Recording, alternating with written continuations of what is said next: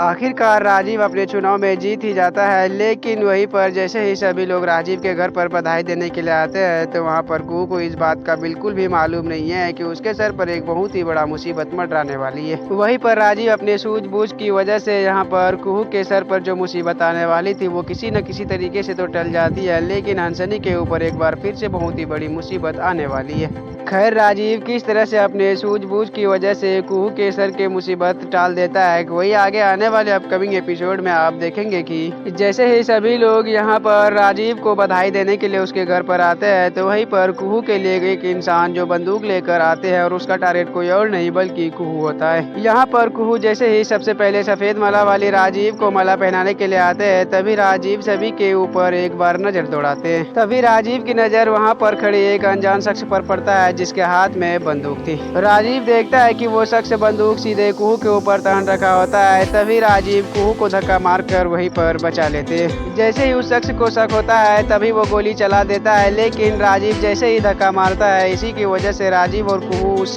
गोली की वजह से तो बच जाता है, लेकिन वो गोली जाकर सीधे हंसनी को जाकर लग जाती है। खैर राजीव को इस बात का बिल्कुल भी मालूम नहीं हुआ कि आखिरकार वो इंसान किसने भेजा था और आखिरकार उसको यहाँ पर कैसे आना था और आखिरकार उसने कुहू को मारना क्यों चाहता था। ये बात राजीव को अभी तक मालूम नहीं पड़ी है, लेकिन अगर ये हंसनी ने भेजा होगा तो आखिरकार हंसनी की चाल हंसनी के ही ऊपर भारी पड़ गया है, क्योंकि वो गोली राजीव और कुहू को ना लग कर एक बार फिर से जाकर हंसनी को ही लगी है। खैर अब ये देखना काफी इंटरेस्टिंग होने वाला है। जैसे ही वो गोली जाकर हंसनी को लगता है तो उसके आगे क्या होता है देखना काफी इंटरेस्टिंग होने वाला है।